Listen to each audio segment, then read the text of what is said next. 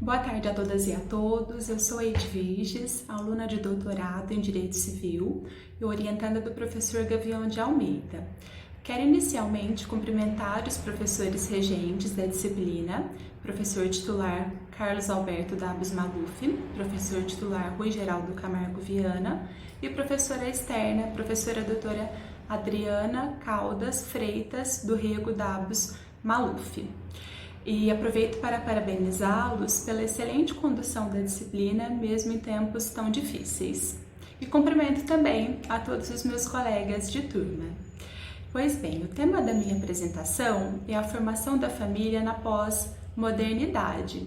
Eu procurei traçar um breve panorama histórico, buscando demonstrar a transformação vivenciada pela família ao longo do tempo, tendo como marco a Constituição Federal de 88. Então, antes da Constituição Federal de 88, a família ela era vista através de um antigo paradigma que era o da unicidade de modelo familiar, onde prevalecia como um modo de formação de uma entidade familiar apenas o casamento. A família matrimonial era a única forma de constituir família possível e era tida como a família legítima. E isso também era visto como um reflexo, inclusive, quanto à pessoa dos filhos, que também só eram considerados filhos legítimos aqueles advindos na constância do casamento. Todos os outros filhos, tidos fora desse matrimônio, seja em decorrência de um impedimento ou porque simplesmente os pais não eram casados, eles não tinham direitos pessoais e direitos patrimoniais decorrentes desse reconhecimento de filiação. Naquela época, então, a instituição família, ela prevalecia acima dos interesses dos próprios membros daquela família. E isso é facilmente visualizado quando nós falamos da insolubilidade do casamento que existia naquela época, quando ainda estava em vigor o Código Civil de 1916. Então, mesmo que fosse da vontade dos consortes dissolver aquele vínculo matrimonial, isso não era possível, porque essa indissolubilidade ela fazia parte, inclusive, de um texto constitucional e não existia o divórcio. É claro que posteriormente esse texto constitucional ele foi retirado através de uma emenda constitucional e então foi aprovada a lei do divórcio apenas em 77. Já após a Constituição Federal de 88, foi instituído então um novo paradigma, que vem a ser o paradigma da pluralidade de modelos familiares. A Constituição Federal de 88, no artigo 226, ela traz também a família matrimonial, então essa continua sendo uma modalidade de formação, uma possibilidade de formação de família, e esta é tida como uma maneira formal de constituição de família, haja vista que há necessidade de uma prévia habilitação dos nubentes, uma manifestação, um consentimento expresso desses nubentes e uma celebração desse casamento por uma autoridade competente. Então, tanto a constituição, a celebração desse casamento, quanto a dissolução desse casamento são tidas de maneira formal. Contudo, além da família matrimonial, a Constituição Federal também trouxe a possibilidade de outras formas de constituição de família, como, por exemplo, a união estável e também a família monoparental. A união estável, ela de maneira oposta ao casamento, ela é uma maneira informal de constituição de família, Ela é caracterizada por uma situação de fato, que não depende, então, de formalidades nem para a sua constituição e nem para a sua dissolução. Então, apenas devem ser preenchidos certos requisitos exigidos pelo Código Civil, sendo esses requisitos uma convivência pública, duradoura, contínua, que são requisitos então objetivos e com a intenção intenção de constituir família, que vem a ser um requisito subjetivo, que é o animus família, a intenção de se constituir uma família. Presentes todos esses requisitos, nós também estaremos diante de uma entidade familiar formada pela união estável. Apenas a título de curiosidade, em sede de direito estrangeiro, os Estados Unidos ele tem abolido, né, a união estável nos seus estados. Então, dos 50 estados americanos, apenas 9, mais o Distrito de Colômbia, reconhecem ainda hoje a união estável. E também muitos desses estados que já aboliram a união estável permanecem, né, reconhecendo como um direito adquirido aquelas uniões constituídas anteriormente a essa extinção do Instituto nos Estados Unidos. O argumento que foi utilizado para abolir a extinção da união estável por muitos desses estados é de que o Instituto, os resultados que o Instituto da União Estável produz são imprevisíveis e frequentemente conturbados. A família monoparental também está prevista no texto constitucional, no artigo 226, parágrafo 3º, e essa modalidade de família corresponde à família constituída por apenas um dos genitores e a sua prole. A família monoparental ela pode se dar de diversas maneiras, seja em decorrência de um divórcio ou em decorrência de uma viuvez, ou até mesmo a família monoparental, ela já pode nascer como uma família monoparental, por exemplo, através de uma adoção unilateral ou através de uma reprodução independente, né? Utilizando-se das técnicas de reprodução assistida. E nesse caso, nesse último exemplo, nós também estaríamos diante da chamada família unilinear, que é justamente essa família, né? Um desdobramento da família monoparental, pois unilinear quer dizer que são vínculos com apenas uma das linhas parentais, sendo que um desses genitores, né, o único genitor, para conceber a sua prole, ele se recorreu então a essas técnicas de reprodução assistida, sendo que a resolução do Conselho Federal de Medicina 2168 de 2017, que é a resolução que está em vigor hoje, que trata das técnicas de reprodução assistida, ela possibilita, né, as pessoas solteiras terem então acesso a essas técnicas e com o auxílio do material genético de um doador. Por mais que a Constituição Federal ela trate apenas de modo expresso apenas dessas 3 modalidades de família, a matrimonial, a tida por união estável e a família monoparental, há todo um consenso doutrinário e jurisprudencial de que esse rol ele não é um rol taxativo, então, ou seja, há sim a possibilidade, né, da formação de novas entidades familiares além dessas previstas no texto de lei. E cada vez mais nós temos como um elemento embrionário, né, dessas relações familiares, dessas entidades familiares, o afeto.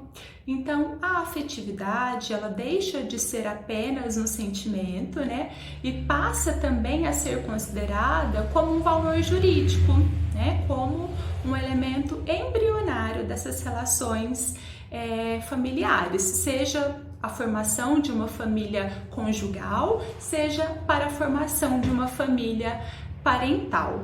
E diante disso, nós também podemos conceituar a chamada família eudemonista, que é essa família que tem por base a afetividade e que busca, então, o interesse individual dos membros dessa família, de maneira oposta, né, a prevalência da própria instituição família. Então, na família eudemonista, o que importa na realidade é o interesse individual, é o bem-estar, é a busca da felicidade dos membros dessa família.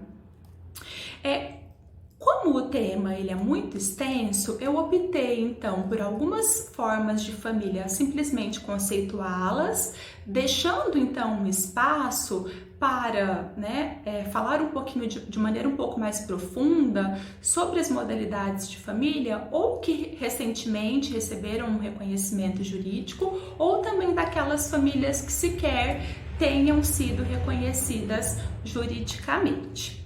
Quanto às famílias homoafetivas, por muito tempo essas famílias, elas também não tiveram o seu reconhecimento jurídico, né? Seja uma família homoafetiva feminina, seja uma família homoafetiva masculina. Apenas em 2011, o Supremo Tribunal Federal, ao julgar 2 ações declaratórias, possibilitou então a formação dessas famílias através da união estável, concedendo todos os mesmos direitos e deveres às famílias homoafetivas unidas pela união estável que aqueles concedidos às famílias heteroafetivas também unidas pela união estável. No mesmo ano, em 2011, o Superior Tribunal de Justiça também possibilitou o casamento homoafetivo, não apenas a união estável, como também o casamento homoafetivo. Contudo, muitas casais homoafetivos que procuravam então realizar esse casamento, eles encontravam barreiras, até mesmo para iniciar o procedimento de habilitação para esse casamento. Foi aí então que o Conselho Nacional de Justiça, em 2013, proferiu a resolução 175, que determina que todos os cartórios são obrigados então a proceder com o procedimento de habilitação para casamentos homoafetivos. Nenhum desses cartórios pode se negar a celebrar esses casamentos homoafetivos. Então essa foi de fato uma grande conquista, dos casais e das famílias homoafetivas, a possibilidade tanto da união estável quanto do casamento. Também, a título de curiosidade, em sede de direito estrangeiro, o primeiro país no mundo a legalizar a união conjugal foi a Holanda no ano de 2001. E hoje, são 54 países ao todo, em todo o mundo, que permitem seja casamentos, seja uniões civis homoafetivas. Dando continuidade aqui às nossas modalidades de família, a chamada família anaparental corresponde àquela família onde eu não tenho a presença de pais, não tenho a presença de genitores. Então eu tenho uma família formada apenas por irmãos, ou uma família formada pelos netos e seus avós, ou pelos sobrinhos e seus tios. Então esse é o conceito de família anaparental. Ana, que é um prefixo de privação, parental, que corresponde aos pais, uma família onde eu não tenho a presença de pais. Já a família unipessoal, essa ideia de família unipessoal surgiu através da lei de bem de família, a lei 8.009 de 90 e da súmula 380 do STF, que além de tratar do bem de família em si, também estende essa proteção do bem de família às pessoas sozinhas. E a partir dessa ideia de proteção do patrimônio de uma pessoa sozinha, surgiu então o conceito de que uma pessoa sozinha também seria uma família, chamada família unipessoal. Eu particularmente entendo, através do conceito que eu entendo de família, que família é a união de pessoas, ligadas pelo vínculo afetivo, que se reconheçam como famílias, como membros de uma mesma família. Eu entendo que não seria possível, então, eu dizer que uma única pessoa, ela forma uma família que seria uma família unipessoal. Mas nós temos sim entendimentos nesse sentido de que uma pessoa seria chamada família unipessoal. A chamada e-family, eu confesso que eu nunca tinha visto, ou escutado esse termo, essa modalidade de família, a E-Family, né? Os professores Carlos e a professora Adriana tratam dessa modalidade de família e é uma família formada no ambiente virtual. Tem total sentido a existência da E-Family, né? Ainda mais hoje na modernidade, em que muitos casais, eles, por razões de trabalho ou de estudos, eles não vivem, né, na mesma cidade, no mesmo estado ou até mesmo no mesmo país. Então, essa convivência, muitas vezes, ela se dá através do ambiente virtual. E hoje nós visualizamos também a possibilidade, por exemplo, do exercício de uma parentalidade também no ambiente virtual, como é o caso de pais, né, divorciados ou separados que também residem em cidades, estados ou países distintos. Eu poderia aplicar uma guarda compartilhada nessas situações? Eu entendo que sim, que poderia haver a guarda compartilhada nessas situações, até mesmo diante do conceito que eu entendo sobre guarda compartilhada, que é o compartilhamento das responsabilidades com relação àquele filho, né? Sendo que muitas dessas responsabilidades talvez eu possa compartilhá-las pelo ambiente virtual. E lembrando que essa convivência familiar, ela também pode se dar pelo ambiente virtual. Então essas são as chamadas E-Families, as famílias formadas pelo ambiente virtual, né? No tocante à formação da família e os estados dos intersexuais, a professora Adriana entende que essas famílias são compostas pelos intersexuais e também pelos indivíduos transexuais. Então eu fiz uma divisão, primeiro eu vou falar sobre os transexuais e na sequência falo sobre os intersexuais, né? Existe a possibilidade da pessoa transexual, né, que é aquela pessoa que tem o seu sexo biológico diferente do seu sexo psíquico, existe a possibilidade do indivíduo transexual se submeter à cirurgia de transgenitalização, né? Então, a resolução do Conselho Federal de Medicina 1955 de 2010 trata, né, sobre essas cirurgias, traz lá quais são os requisitos necessários para essa cirurgia. Esse tema já foi tratado brilhantemente pelo colega Arley, né, que foi o primeiro expositor aqui da nossa série de seminários, então eu não vou me aprofundar nesse tema porque já foi aprofundado pelo colega e vou falar apenas desses reflexos no direito das famílias. Então, é possível, após a realização dessa cirurgia de transgenitalização, que esse indivíduo transexual ele proceda com a modificação de nome e de sexo nos seus documentos pessoais.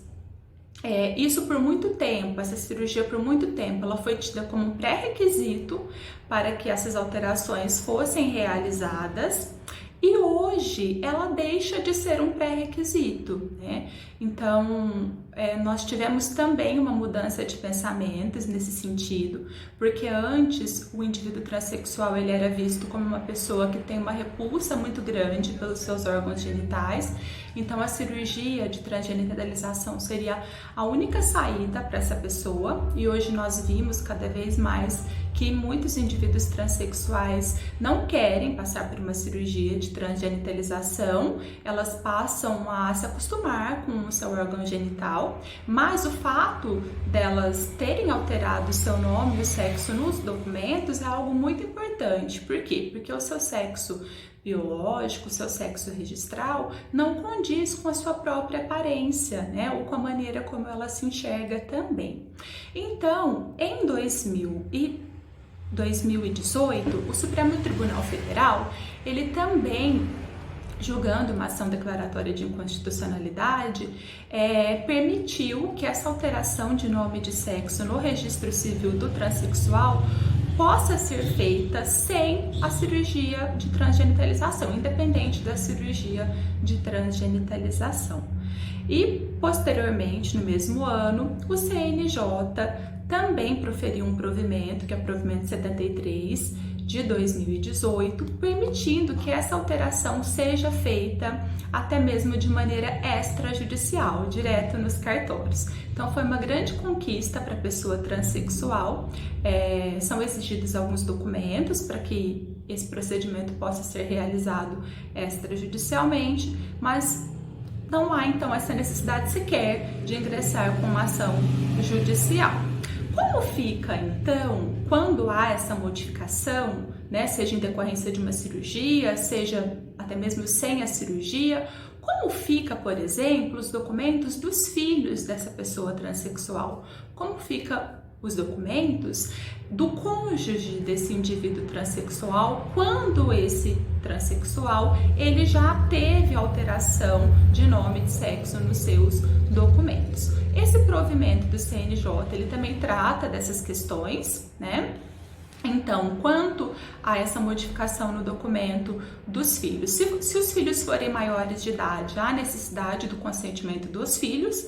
Sem esse consentimento, eu não posso realizar essa alteração no documento dos filhos. Se o filho for menor de idade, há uma necessidade do consentimento de ambos os pais registrais. Com relação a essa modificação no documento do cônjuge, por exemplo, numa certidão de casamento, há também a necessidade do consentimento do cônjuge. O provimento destaca que, né, em caso de recusa, poderá haver o suprimento judicial dessas manifestações de vontades, tanto do filho quanto do cônjuge. Também em termos de direito das famílias, nós temos uma discussão que surge se esse indivíduo transexual que foi submetido a uma cirurgia de transgenitalização, se ele deveria ter esse direito, esse dever na realidade de informar o outro cônjuge, né, sobre esse seu passado, sobre essa sua cirurgia, né? Ou não, se na verdade ele não tem esse dever de informação.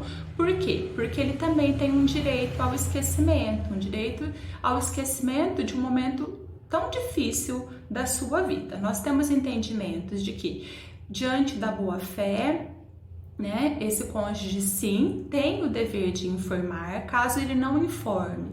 E após a constituição do casamento, o outro cônjuge tome conhecimento, né, de que esse consorte é um consorte transexual que foi submetido a uma cirurgia de transgenitalização e essa situação torne insuportável a convivência familiar, há a possibilidade da anulação desse casamento por erro essencial quanto à pessoa do outro cônjuge. Por outro lado, nós temos um posicionamento defendido pela Maria Berenice Dias, no sentido de que não, que esse cônjuge transexual, ele tem o seu direito ao esquecimento prevalece, dessa maneira ele não tem dever algum de informação. Com relação à filiação, né, há a possibilidade do indivíduo transexual adotar, que é a chamada adoção transparental, e também há a possibilidade desse indivíduo transexual ter a sua prole própria, né, sem o auxílio de técnicas de reprodução assistida, que é inclusive uma situação que causa espanto para muitos, que é uma situação de um homem que engravida, né, ou seja, de um homem trans que não fez nenhum tipo de cirurgia para retirar os seus órgãos genitais internos, por exemplo, né, o útero, ovários, ele tem esses órgãos, e é um trans homem homossexual, que tem uma relação homoafetiva, então, ou seja, um trans homem que mantém relacionamentos afetivos e sexuais com outro homem. Então haveria a possibilidade aí desse trans homem gerar uma prole própria.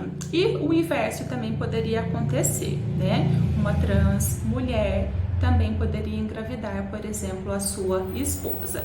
Com relação à família do intersexual, no tocante à conjugalidade, penso eu que a discussão seria a mesma que do transexual. Se eu tenho o dever de informar, né? Informar, porque muitas vezes o indivíduo intersexual, ele pode também ter passado por uma cirurgia, ele pode, quanto à infertilidade, né? Então penso eu que nós teríamos esses dois conflitos, dever de informação, direito ao esquecimento, e resolveríamos da mesma maneira que resolvemos com relação ao indivíduo transexual. Com relação à filiação, há a possibilidade do indivíduo intersexual formar a sua família parental através da adoção e também através de técnicas de reprodução assistida. Dando continuidade aqui, eu quero falar agora sobre as famílias mosaico, né? Também conhecidas como famílias recompostas ou reconstituídas. Essas famílias, elas são representadas por aquela célebre frase, né? Os meus, os seus e os nossos. Então, são famílias em que eu tenho relacionamentos anteriores com filhos. Esses relacionamentos anteriores, eles foram desfeitos e agora eu tenho um novo relacionamento com uma prole própria. Então, eu tenho uma junção, né, dessas pessoas. Eu tenho, então,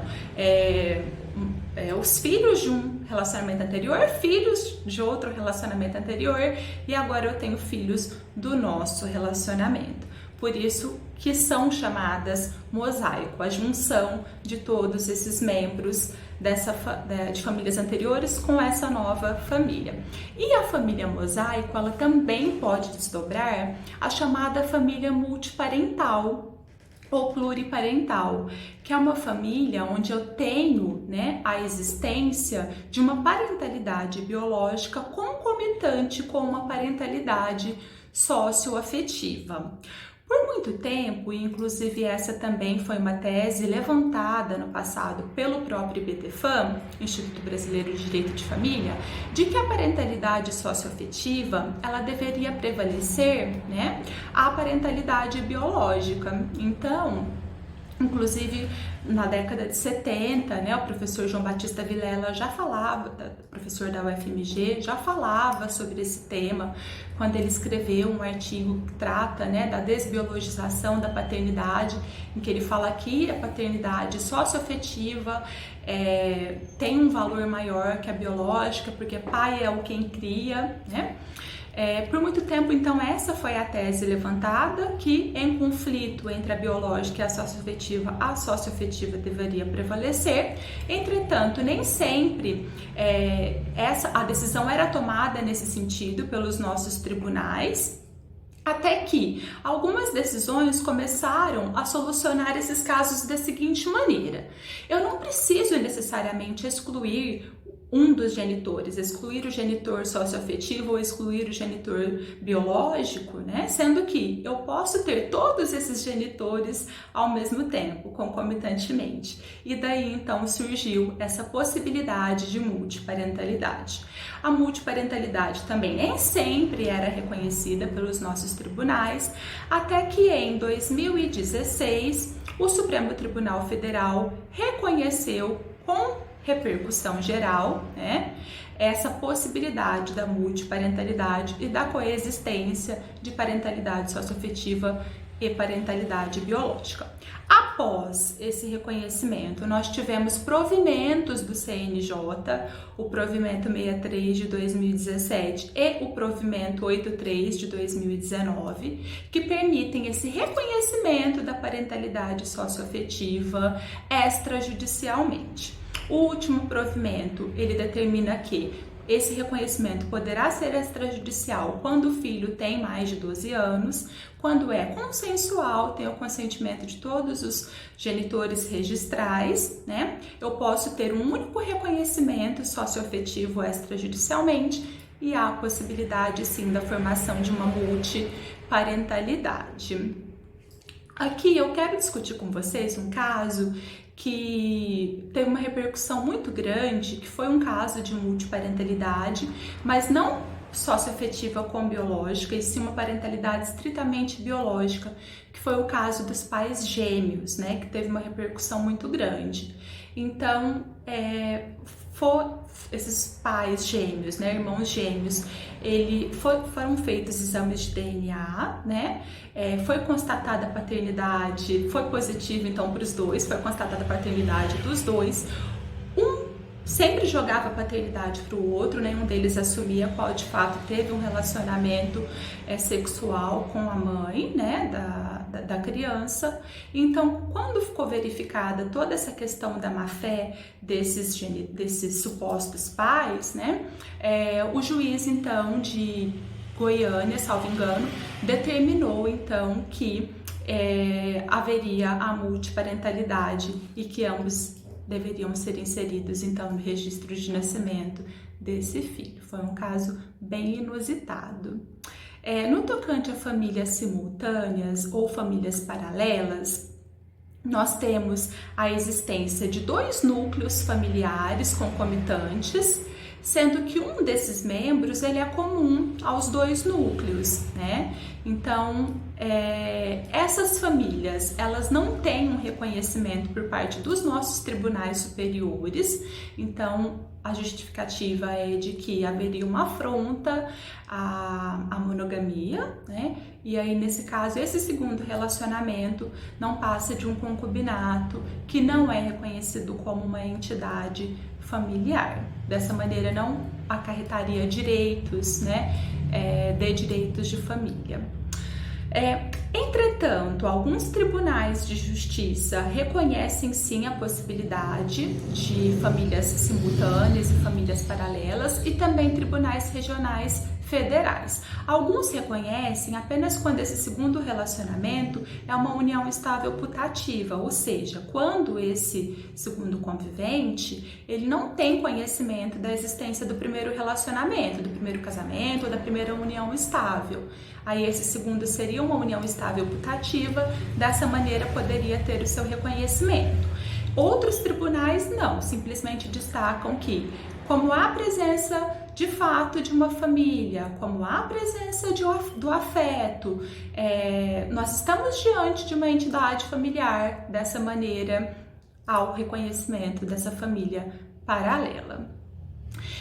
Chegou um caso, né? Na verdade está em julgamento também, um caso sobre famílias paralelas no Supremo Tribunal Federal, que será um julgamento com repercussão geral. É um caso de 2 uniões estáveis para rateio, né, de pensão por morte, uma união estável heteroafetiva e uma união estável homoafetiva, e nós aguardamos também o julgamento, então, desse caso, para mais uma vez tomar conhecimento do posicionamento da nossa Corte Suprema.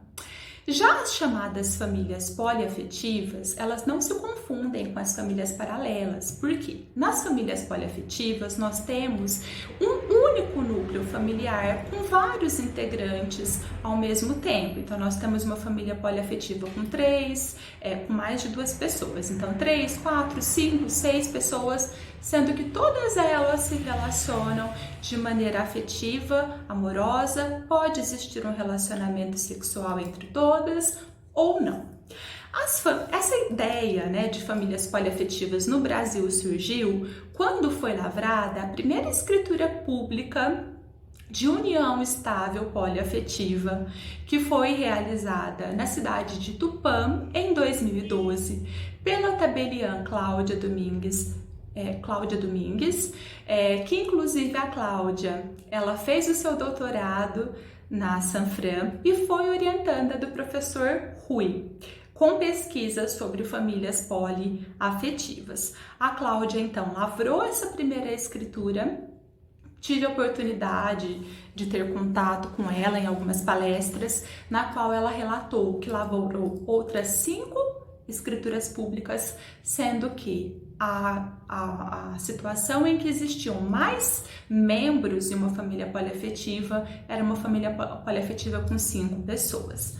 Também no Rio de Janeiro foram lavradas, salvo engano, 2 escrituras públicas de união estável poliafetiva. A primeira delas foi no ano de 2015. Qual era o conteúdo dessas escrituras públicas, né? Esses conviventes, eles desejavam então declarar de maneira expressa que todos eles se reconheciam como conviventes, como membros de uma família poliafetiva, buscando então o respaldo para que um pudesse inserir o outro no seu plano de saúde, contemplarem seguros de vida, realizar testamentos beneficiando um ao outro. E muitos também têm um interesse, tinham a intenção de gerar prole, né, de terem filhos desse relacionamento. Então a intenção também era preservar os direitos desses filhos. Acontece que em 2018 a ADEFAS, Associação de Direito das Famílias e Sucessões, ela ingressou com um pedido de providências ao CNJ, pleiteando a vedação da lavratura dessas escrituras públicas de uniões estáveis poliafetivas pelos cartórios. O CNJ, ele acolheu esse pedido de providências e então determinou que os cartórios não poderiam mais lavrar essas escrituras, pois situações contrárias à lei não podem ser objetos de ato notarial. Além disso, o CNJ determinou que o fato de os declarantes afirmarem seu comprometimento uns com os outros perante o tabelião não faz surgir uma nova modalidade familiar, e determinou que as escrituras poliafetivas anteriormente lavradas não geram direitos de família aos seus envolvidos, não passaria então apenas de um direito obrigacional. Então, até o presente momento, nós não temos nenhuma decisão judicial, nós não tivemos nenhum pedido de reconhecimento judicial de uma família poliafetiva, e escrituras públicas também não podem ser lavradas até o presente momento. Também, a título de curiosidade, em sede de direito internacional, de direito estrangeiro, em 2017, a Colômbia, ela permitiu a realização do primeiro casamento poliafetivo no país. Foi um casamento de 3 homens. Pois bem, eu chego aqui ao fim, então, desse meu primeiro vídeo, da apresentação desses novos formatos de família. Peço desculpas se eu corri um pouquinho, porque de fato eu gostaria de abordar todas essas modalidades, mas não queria que o vídeo ficasse muito extenso. E vou então gravar agora um novo vídeo para tratar sobre o meu segundo tema, que é o namoro qualificado e a união estável, que certamente será um vídeo menor, um vídeo mais curtinho, tá bem? Agradeço, a paciência de todos os meus colegas, dos professores, e ficarei então à disposição de todos para debates, complementações, questionamentos ao fim das minhas exposições. Um abraço a todos!